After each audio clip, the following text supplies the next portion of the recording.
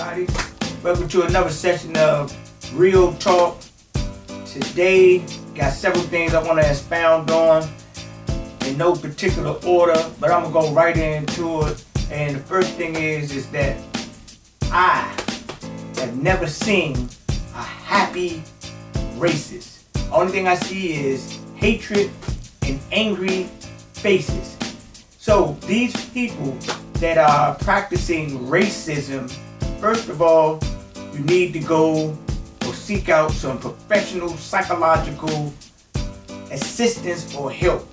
Anger management is a good place to start, because what I have come to the conclusion that you are some very angry and dissatisfied people for illusional ideas. Actually, the lies that your forefathers told you, you want to keep them alive, and to keep them alive, you have to be just as racist and just as nasty and hateful and angry and mischievous and devious as they had been. So you are inheriting a frequency or a consciousness from your forefathers that you honor so much, more than God. And when I say more than God, I have a specific group that I want to speak on, the Evangelical Church.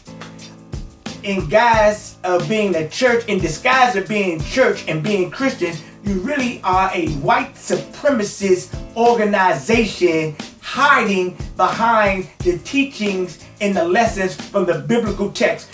People like yourself, evangelical white supremacist Christians, you put a bad taste, a bad sight in other people's minds that would like to follow those teachings. But when they see your hypocrisy and they learn the history of your biased views when it comes to people of color, so-called African Americans, so-called black people, so-called Hispanic, brown people, Asian people, so forth and so on, you're only supporting white supremacy. Just like the young man that went and murdered those two people, you supported him. You didn't have any support or any good words to say about any of the brutality that were going on with so-called black people that's been taking place over the last few months, that have been magnified, but has been going on forever and a day, and you always have taken the same position.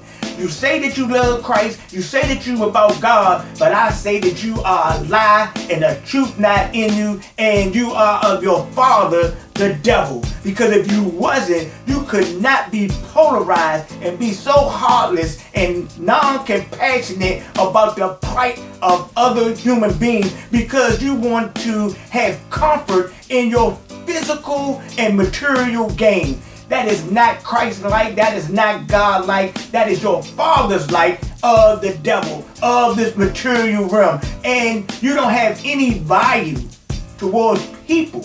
Your value is towards the Klan, the militias, white supremacist groups, so forth and so on.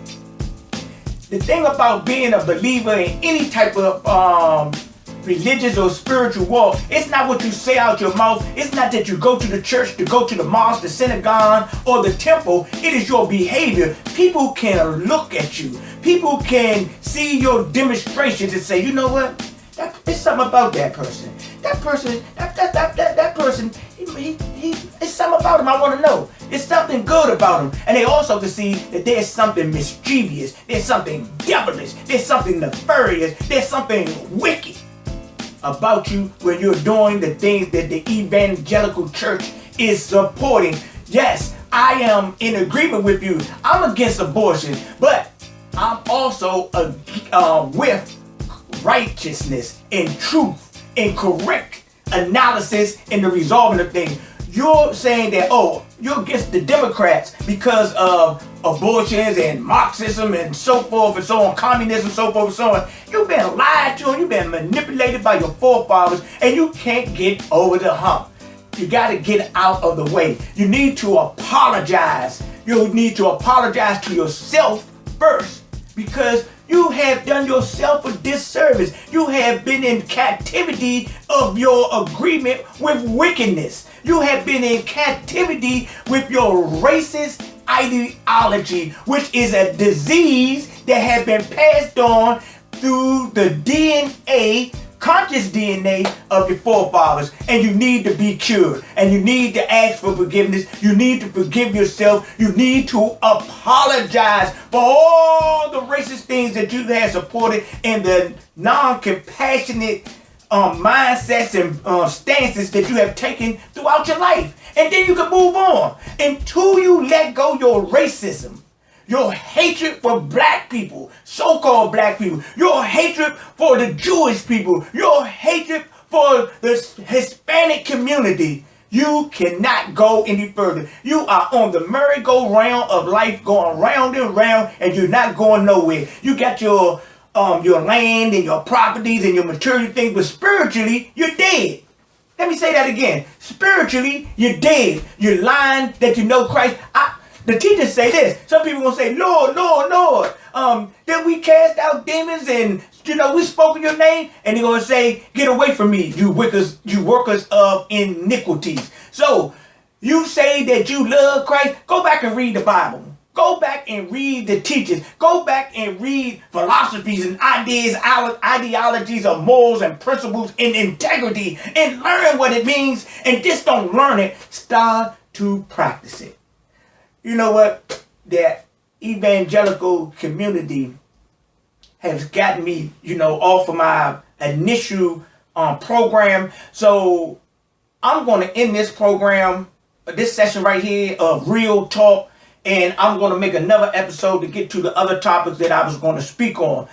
But first, before I leave, I want to tell people on the opposite side of the evangelical church, you can't be like them.